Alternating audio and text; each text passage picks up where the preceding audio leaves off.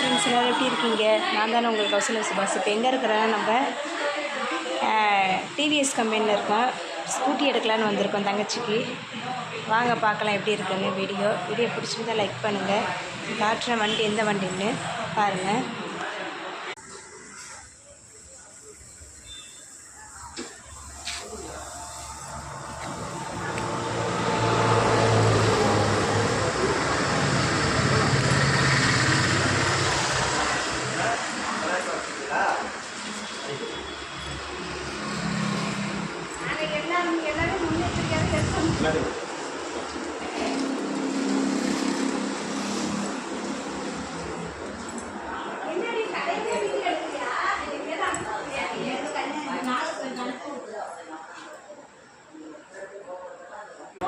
வண்டி ஒன்று சூஸ் பண்ணிவிட்டோம் நாங்கள்.